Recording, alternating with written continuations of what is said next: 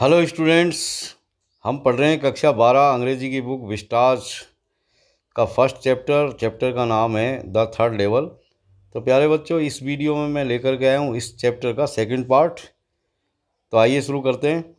यहाँ पर भी हम पहले वीडियो की तरह इसमें इस चैप्टर का अंग्रेजी से हिंदी में एक्सप्लेनेशन करेंगे और जो भी डिफ़िकल्ट वर्ड्स आएंगे उनको भी साथ साथ देखेंगे। तो आइए शुरू करते हैं। To make sure I walked over to news boy, यानी मेरी बात को आश्वस्त करने के लिए कि भाई मैं जो सोच रहा था वो सब सही है। मैं एक न्यूज़ बॉय के पास गया, यानी अखबार बेचने वाले लड़के के पास। And glanced at the stack of papers at his feet, और उसके पैरों के ऊपर जो अखबारों का ढेर लगा हुआ था, स्टैक का मतलब ढेर, ग्लांस्ड यानी देखा। तो मैंने देखा उसके पैरों के ऊपर, इन पैरों के पास में जो अखबारों का ढेर था उसको। It was the World and the World hasn't been published for years, और जो वो अखबार थे उन पे छपा हुआ था द वर्ल्ड। और मैं जानता था कि द वर्ल्ड नाम का जो अखबार है उसको छपे हुए सालों हो गए हैं। ये देखिए द वर्ल्ड, इस तरह का वो अखबार था, क्योंकि अखबार पहले था, ये अब नहीं छपता है। The lead story said something about president Cleveland, और इसकी जो प्रमुख समाचार था, जो मेन हेडिंग थी, उसमें प्रेसिडेंट क्लीवलैंड के बारे में कुछ समाचार छपे हुए थे। I have found that front page since in the public library files and it was printed June 11 1894। और मैंने इसका जो प्रथम पृष्ठ था वो बहुत पहले, यानी कहने का मतलब जब से ये छपा तो वो मैंने पब्लिक लाइब्रेरी की फ़ाइल्स के अंदर देखा था, और ये अखबार छपा हुआ था 11 जून 1894। I turned toward the ticket windows, knowing that here on the third level at Ground Central, I could buy tickets that would take Lucia and me anywhere in the United States we wanted to go। और इसके बाद मैं घूम गया ticket window की तरफ, यानी जहाँ टिकट मिलते हैं उस खिड़की की तरफ घूम गया मैं। और मैं ये जानते हुए कि यहाँ इस थर्ड लेवल पर, जो कि ग्रांड सेंट्रल स्टेशन पर है, मैं टिकट खरीद सकता था, और मेरे लिए और अपनी पत्नी लूसिया के लिए यूनाइटेड स्टेट में कहीं भी जाने के लिए जहां मैं जाना चाहूं, इन द ईयर 1894 की साल के अंदर। And I wanted to tickets to Galesworth Illinois, और मैं इलिनोइस एक स्टेट है यूनाइटेड स्टेट्स के अंदर, और गेल्सवर्ग वहाँ एक स्थान का नाम है, एक गांव का नाम है। तो मैं इलिनोइस के अंदर गेल्सवर्ग के 2 टिकट खरीदना चाहता था। Have you ever been there, क्या आप कभी वहाँ गए हैं? It's a wonderful town still, ये आज भी एक बहुत आश्चर्यजनक यानी बहुत ही शानदार टाउन है। With big old frames houses, और यहाँ के जो मकान हैं वो बड़े बड़े लकड़ी के ढांचों पर बने हुए हैं। फ्रेम हाउसेज हैं, old frame houses. Huge lawns, और उसमें बड़े बड़े बगीचे हैं, लॉन्स हैं। एंड ट्रिमेंडियस ट्रीज, और बहुत ही विशाल आकृति के पेड़ हैं। ट्रिमेंडियस यानी विशाल। Whose branches meet overhead, जिनकी शाखाएं ऊपर आपस में मिली हुई है। एंड रूफ द स्ट्रीट्स, और जो उनके नीचे सड़क गुजरती है उसके उसके लिए वो दोनों तरफ के साइड के जो पेड़ हैं वो ऊपर से मिल कर के इस तरह हो गए हैं जैसे वो छत बन गई हो, यानी छाया रहती है सड़क पर। एंड इन 1894, और 1894 की साल में समर इवनिंग्स वर ट्वाइस एज लॉन्ग, यानी वहाँ की जो समर इवनिंग्स हुआ करती थी, गर्मियों की जो शामें होती थी वो ट्वाइस लॉन्ग होती, यानी हम अब की जो शाम होती है उससे लगभग दुगनी। अब ये तो है नहीं कि भाई समय उस समय ज़्यादा बड़ा दिन होता था और अब कम छोटा, यानी छोटा दिन होता है, ऐसा नहीं है। कहने का मतलब लोगों के पास ज़्यादा समय था फालतू बैठ कर के बात करने का, तो शामें ज़्यादा लंबी होती थी। And people sat out on their lawns, और लोग जो है अपने अपने बगीचों में बैठ जाते थे। द मैन स्मोकिंग सिगार्स, और जो पुरुष जो लोग थे वो सिगार पीते थे। एंड टॉकिंग क्वाइटली, और चुपचाप बातें करते रहते थे। इसके अलावा the women waving palm leaf fans, और महिलाएं आराम से बैठी बैठी पाम की पत्तियों से बने हुए फैन, यानी खजूर की जो पत्तियां होती है उससे बने हुए जो पंखे होते हैं, यानी जिनको हम ग्रामीण भाषा में बीजड़ा कहते हैं, तो बीजड़ों से हवा करती रहती थी with the fire flies all around. और शाम के वक्त चारों तरफ जो है फायर फ्लाइज उड़ती रहती थी। कहने का मतलब फायर फ्लाइज का मतलब होता है जुगनू, जो रात में उड़ता है, एक कीड़ा होता है, और जब वो उड़ता है तो रोशनी करता है।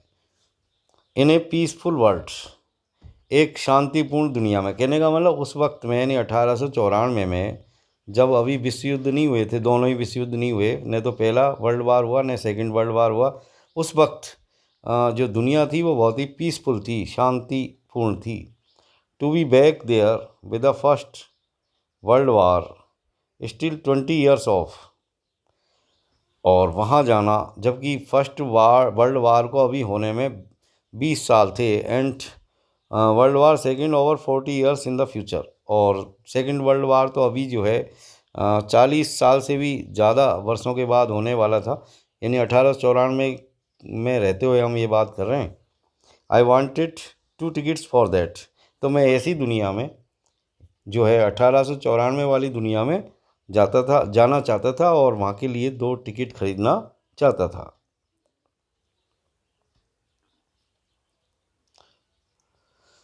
The clerk figured the fair, हिसाब लगाया, फिगर्ड द फेयर यानी किराए का हिसाब लगाना, और क्लर्क ने किराए का हिसाब जोड़ा कि भाई इतने पैसे लगेंगे।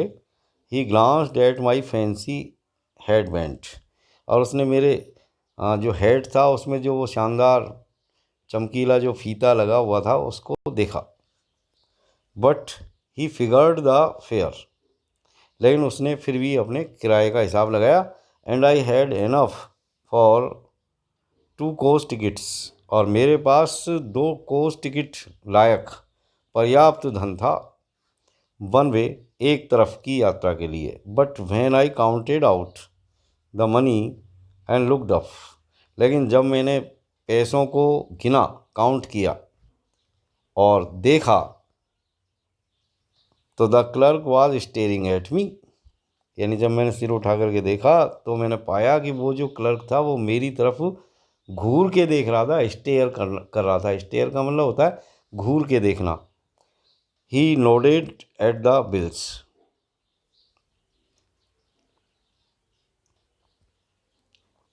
ही नोडेड एट द बिल्स, यानी मेरे पास जो रुपये थे, बिल्स, बिल्स का मतलब होता है नोट, रुपये, कागज़ के। अब ये जो है बिल्स कहते हैं मतलब नोट को, यानी बिल्स के कई अर्थ हैं, वो नोट के लिए भी बिल कहा जाता है। तो उसने मेरे बिल्स को देख करके सिर हिलाया कि भाई क्यों सिर हिलाया? दैट आर्ट मनी मिस्टर, यानी उसने कहा कि ये धन नहीं है श्रीमान, क्योंकि उस समय 1894 में इस तरह के रुपये नहीं चलते थे जो मेरे हाथ में थे, क्योंकि मैं 1894 की दुनिया वाला आदमी नहीं था। मैं तो जो है 20वीं शताब्दी का था। ही सेड, उसने कहा, and if you are trying to skin me you won't get very far, और फिर उसने कहा कि यदि तुम मेरे साथ कोई चालाकी करना चाहते हो, स्किन करना चाहते हो या धोखा देना चाहते हो, तो तुम ज़्यादा दूर नहीं जा पाओगे। यानी एक तरह से उसने कहा कि भाई तुम यदि कोई धोखाधड़ी करना चाह रहे हो ना, तो ऐसा ख्याल निकाल दो अपने मन में से। And he glanced at the cash dryer beside him, और फिर उसने अपने कैश ड्रायर यानी जो धन रखा हुआ था उसके पास ड्रायर में, उसकी तरफ देखा। Of course the money was old style bills, तो वो जो धन ड्रायर्स के अंदर रखा हुआ था गले में उस क्लर्क के पास, वो मैंने भी देखा कि वो ओल्ड बिल्स थे, ओल्ड स्टाइल बिल्स थे, यानी पुराने ज़माने के उसमें नोट रखे हुए थे। Half again as big as the money we use nowadays, कहने का मतलब वो जो नोट रखे हुए थे पुराने ज़माने के, वो आज जो प्रचलित नोट है उससे बड़े थे, दुगने बड़े थे कम से कम, एंड डिफरेंट लुकिंग, और अलग तरह के दिखाई दे रहे थे। I turned away and got out fast. तब मैं वहाँ से घूमा और वहाँ से तेज़ी के साथ निकल लिया। There is nothing nice about jail, क्योंकि जेल के बारे में सोचना कोई अच्छी बात नहीं थी। इवन इन 1894, चाहे 1894 की बात क्यों नहीं हो, यानी 1894 की में मैं जेल में जाना नहीं चाहता था। एंड दैट वाज दैट, और यही बात थी। I left the same way I came, मैं उसी रास्ते से बाहर निकल आया जिस रास्ते से गया था। I suppose next day during lunch hour, अगले दिन ड्यूरिंग लंच आवर यानी लंच आवर के दौरान, आई ड्रू $300, मैंने $300 को ड्रू किया यानी बैंक से निकाले। Out of the bank nearly all we had, लगभग सारे के सारे जितना धन मैं रखता था या हम रखते थे, वो सारा धन जो $300 था वो सारा का सारा मैंने बैंक से ड्रा कर लिया। And bought old style currency, और मैंने पुराने ज़माने की करेंसी खरीद ली, यानी पुराने ज़माने के नोट खरीद लिए उस मुद्रा से।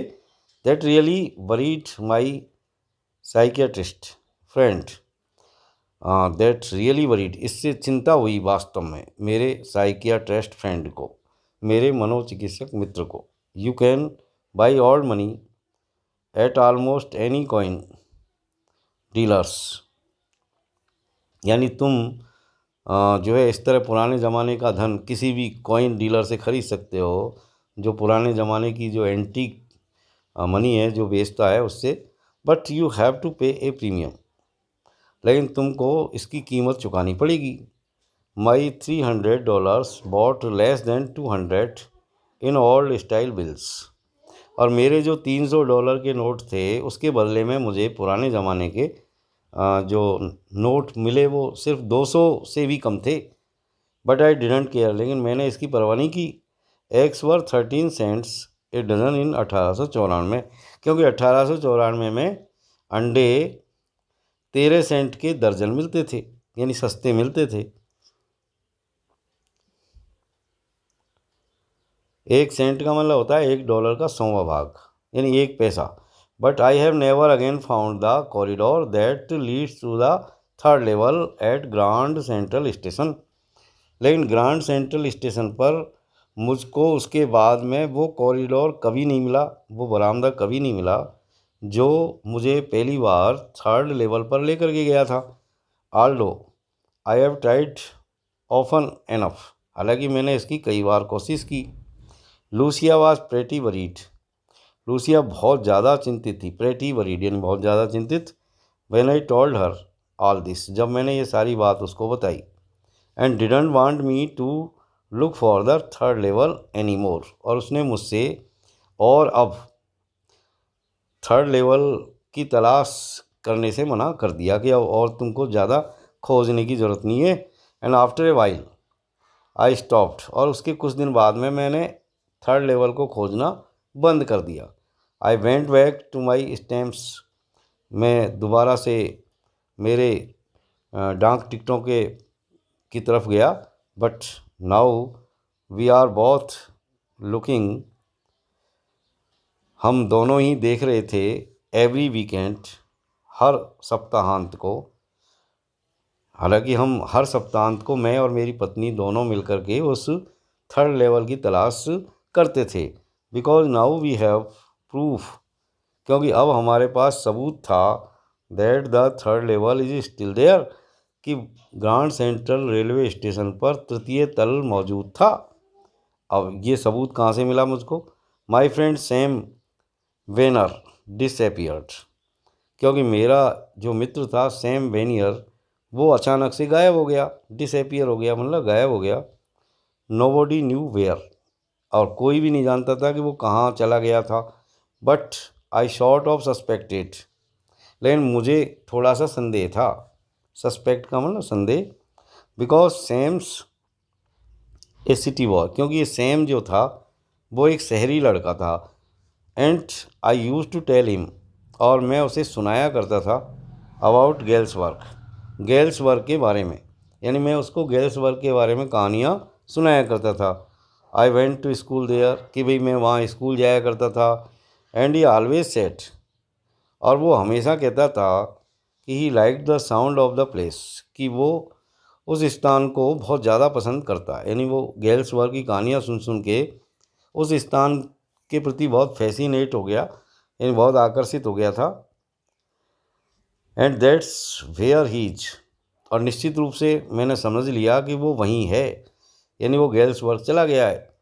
ऑल राइट इन 1894, बिल्कुल सही है ये, यानी वो 1894 की दुनिया में चला गया था। बिकॉज वन नाइट, क्योंकि एक रात को fussing with my stamp collection I found, जब मैं मेरे स्टैम्प कलेक्शन को देख रहा था तो मैंने देखा, well do you know what A first day cover is, तो ठीक है, क्या तुम जानते हो कि what A first day cover is, यानी फर्स्ट डे कवर क्या होता है। एक इम्पॉर्टेंट क्वेश्चन है ये कि फर्स्ट डे कवर क्या होता है। इसी का आंसर है कि when a new stamp is issued, जब कोई नया डाक टिकट जारी किया जाता है तो स्टैम्प कलेक्टर्स बाई सम, तो जो टिकट संग्रहकर्ता होते हैं वो उनको प्रथम दिन ही कुछ टिकट खरीद लेते हैं। जिस दिन वो डाक टिकट जारी होता है उसी दिन वो नए टिकटों को खरीद लेते हैं। And use them to mail envelopes to themselves on the very first day of sale, और जिस दिन बिक्री होती है उन डाक टिकटों की उसी दिन खरीद करके वो एक लिफाफा लेते हैं और उसके ऊपर उन डाक टिकटों को चिपका देते हैं। उस वो जो लिफाफा होते हैं उसके ऊपर अपना स्वयं का एड्रेस लिख देते हैं।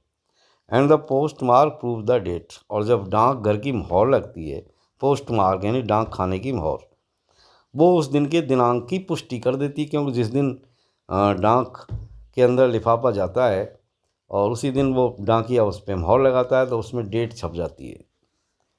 The envelope is called a first day cover, और इस तरह वो एनवेलप जिसके अंदर डाक टिकट रखे हुए होते हैं, एक कोरा कागज़ रखा रहता है, वो सारी की सारी चीज़ फर्स्ट डे कवर कहलाती है।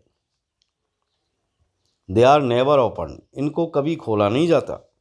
You just put blank paper in the envelope, क्योंकि तुमने उस एनवेलप में यानी उस लिफाफे में एक कोरा कागज़ ही रखा था।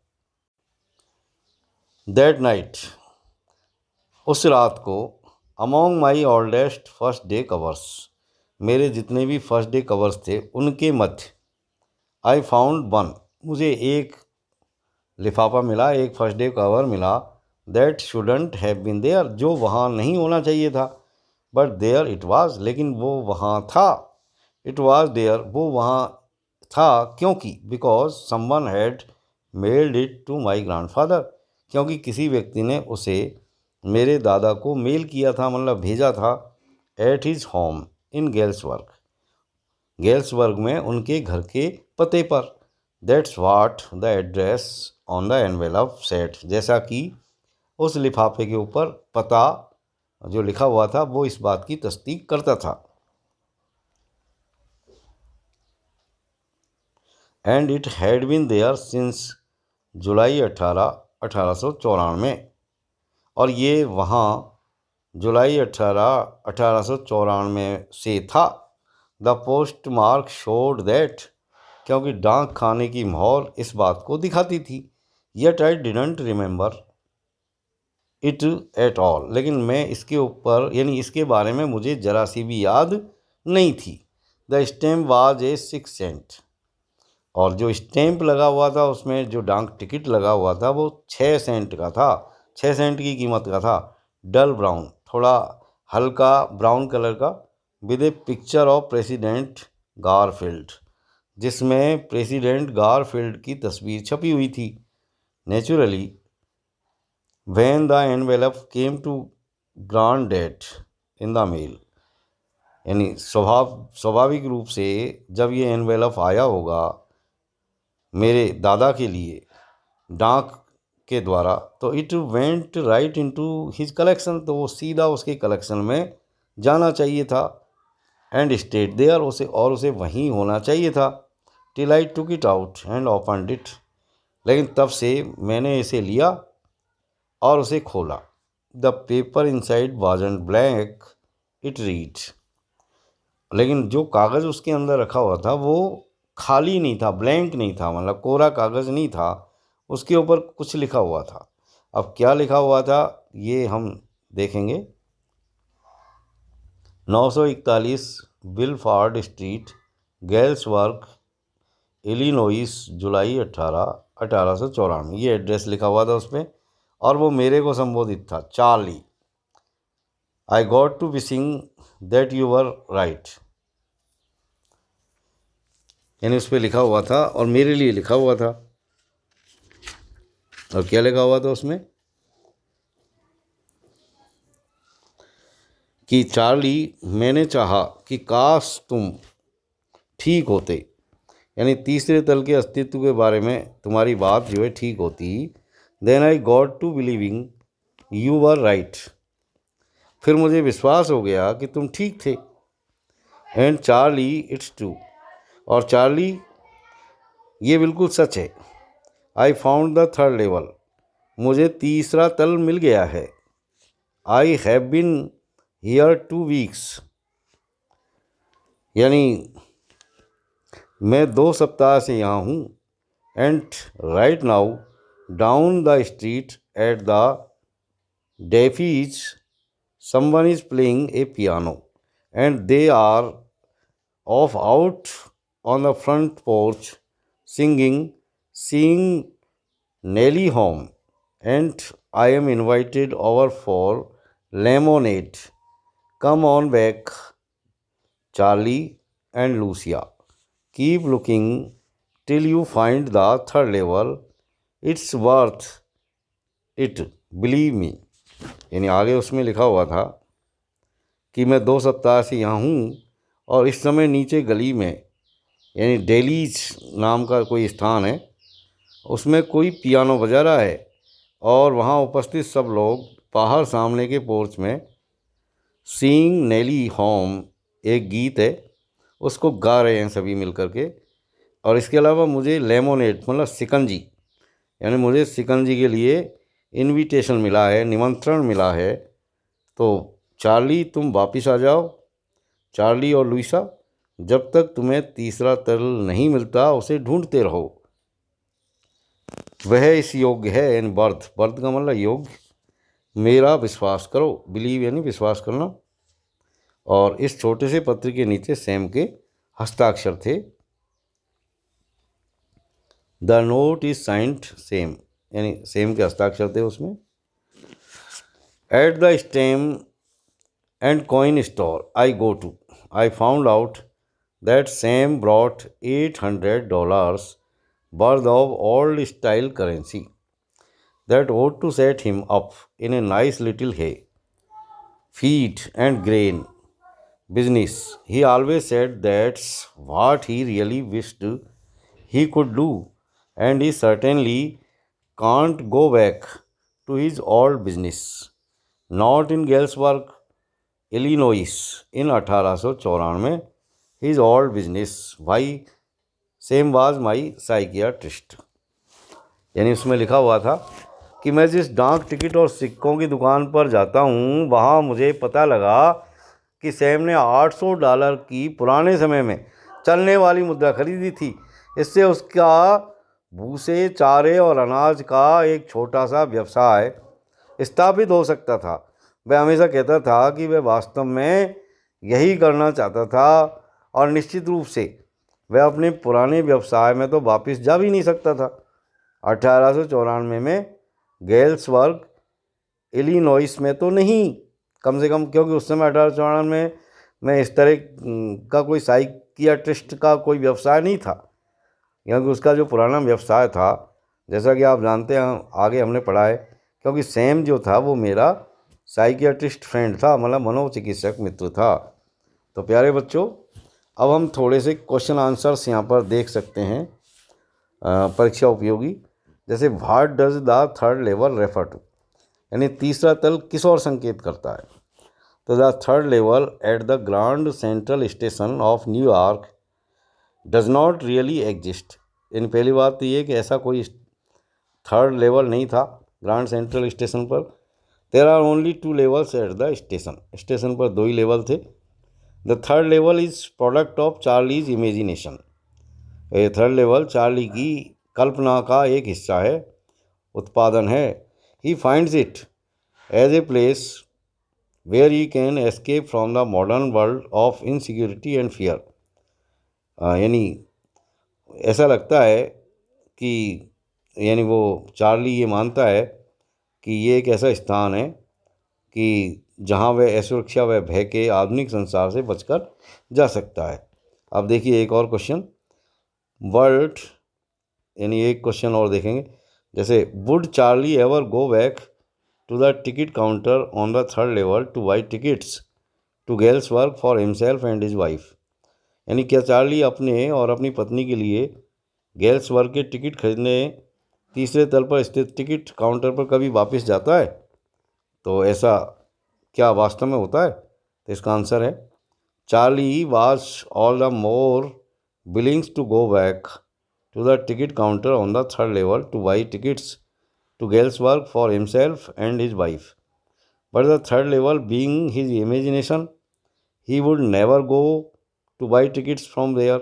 यानी चार्ली तीसरे तल पर स्थित टिकट काउंटर पर जाने और अपनी पत्नी के लिए गर्ल्स वर्क के टिकट खरीदने का बहुत इच्छुक था, लेकिन तीसरा तल उसकी कल्पना मात्र थी, अतः वह वहाँ से कभी टिकट खरीदने नहीं जाता है। एक क्वेश्चन और देखिए आप, do you think that the third level was only an escape for Charlie? भाई क्या आपको लगता है कि तीसरा तल चार्ली के लिए वास्तविकता से बचने का एक माध्यम मात्र था? ऐसा क्यों है? इससे संबंधित एक क्वेश्चन और है कि how is the grand central station a symbol of escape? Grand central station बच निकलने का एक प्रतीक कैसे है? तो इसको हम इस तरह कह सकते हैं कि I think the third level was a medium of escape for Charlie. यानी चार्ली के लिए ये एक माध्यम है बच निकलने का। He was living with the fear, worries, stress and insecurity of modern life. यानी चार्ली जो है आधुनिक समय के डर, चिंताओं, तनाव व असुरक्षा के भाव के बीच में जी रहा था। He wished to live in a peaceful world that existed long before. यानी वो बहुत पहले के शांत संसार में रहना चाहता था। So an imagination of the third level cropped up in his mind. इसलिए थर्ड लेवल की एक कल्पना ने जन्म लिया उसके दिमाग में। He found this to be a place that existed much before the two world wars. यानी उसने इसे एक ऐसा स्थान पाया जो दोनों विश्व युद्धों से काफ़ी समय पहले अस्तित्व में था। He thought of buying tickets from there to a place of the past. He thought of living there away from the hue and cry of the modern world. यानी उसने वहाँ से अतीत के एक स्थान पर जाने के लिए टिकट खरीदने की सोची। उसने सोचा कि वह वहाँ आधुनिक संसार के शोरगुल से दूर रहेगा। तो प्यारे बच्चों, यहाँ पर आपका ये चैप्टर अब पूरा होता है और अगले चैप्टर में फिर हम मिलेंगे। तब तक के लिए have a nice time, keep watching my videos. Thank you very much for watching.